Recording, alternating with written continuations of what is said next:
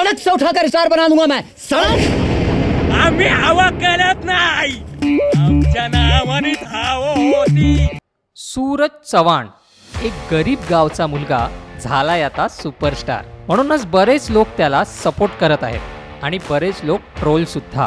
काहींचं म्हणणं आहे जे झापूक झुपूक वर्ड तो यूज करतोय ते सुद्धा दुसऱ्या क्रिएटरचं आहे. कोण म्हणतोय पोराने नशीब काढलं, तर कोण म्हणतोय पोरगा माती खातोय. बरेच लोक त्याला दादा कोंडकीशी कम्पेअर करतायत आणि बरेच लोक त्याला मराठीतला पुनीत सुपरस्टार म्हणतात. आता असं का एवढे सर्व टॅलेंटेड ॲक्टर्स असतानाही त्यालाच मूवीमध्ये कास्ट केलं गेलं. केदार शिंदेंनी पण या फिल्मवर पैसा न लावता फक्त ही फिल्म डिरेक्टच केली आहे. का त्यांना माहीत होतं का की सूरजला घेऊन फिल्म करण्यात एक मोठा रिस्क आहे.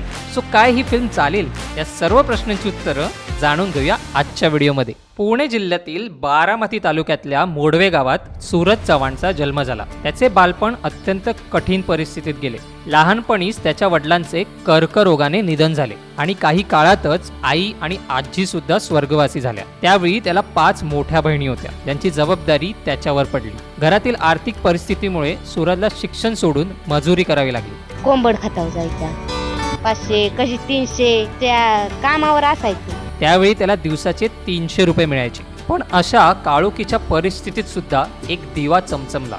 सूरजला त्याच्या बहिणीच्या मुलीकडून टिकटॉकची संकल्पना कळली.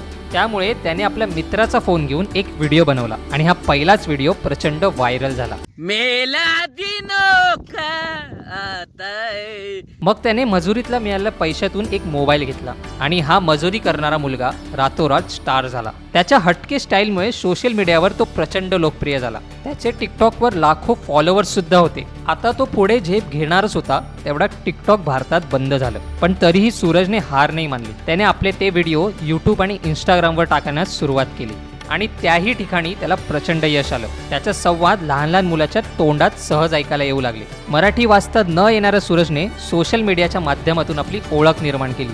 त्याच्या विनोदी आणि ग्रामीण शैलीतील व्हिडिओंनी लोकांची मने जिंकली. गोलीत गळ, टिकटॉकने आपल्याला गोळी का धोका दिला तरी काय नाही, बुक्कीत टेंगुळ, बुक्कीत टेंगुळ यांसारख्या वाक्प्रचारांनी तो खूप फेमस झाला. त्यानंतर आलं झापूक झुपूक. गोलीगत झापूक झुपूक. हे खरं तर एका दुसऱ्या क्रिएटरचं होतं. पण बिग बॉस मध्ये आल्यानंतर त्यांनी हे प्रचंड फेमस केलं. झापूक झुपूक बॅड, गोलीगत झापूक झुपूक. आपल्या प्रामाणिक आणि मितभाषी स्वभावाने त्यांनी खूप प्रेक्षकांची मने जिंकली आणि हा गरीब घरचा मुलगा बिग बॉसच्या 5व्या सीझनचा विनर ठरला, ज्यामुळे त्याचं नशीबच बदललं. बक्षीस म्हणून त्याला 14,60,000 रुपये, 10 लाख रुपयांचे ज्वेलरी आणि एक इलेक्ट्रिक स्कूटर मिळाली. आणि याच बक्षीसमध्ये त्याला चित्रपटाची ऑफर सुद्धा आली. पुक झुपूक झापूक झुपूक.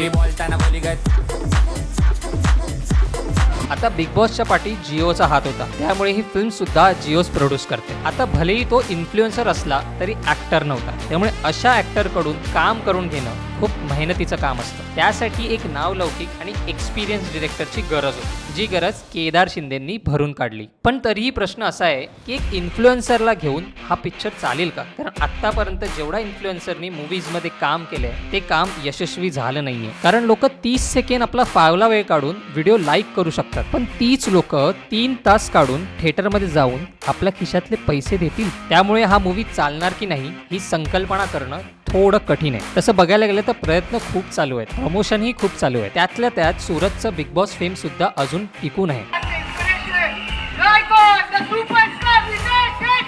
त्यामुळे आता नक्की काय घडतंय हे तर फिल्म रिलीज झाल्यावरच कळेल. त्यामुळे आपण कुठल्या बाजूला आहात, सूरजच्या साईडनी की सूरजच्या वर्सेस, आम्हाला कमेंट करून नक्की कळवा. आणि हो, असेच मराठी टॉपिक्स अजून जाणून घेण्यासाठी चॅनलला सबस्क्राईब करायला विसरू नका, कारण असे मराठी चॅनल्स आपल्याकडे खूप कमी आहेत. आम्ही पुन्हा येऊ एक नवीन इंटरेस्टिंग टॉपिक घेऊन. तोपर्यंत मंडळ आभारी आहे.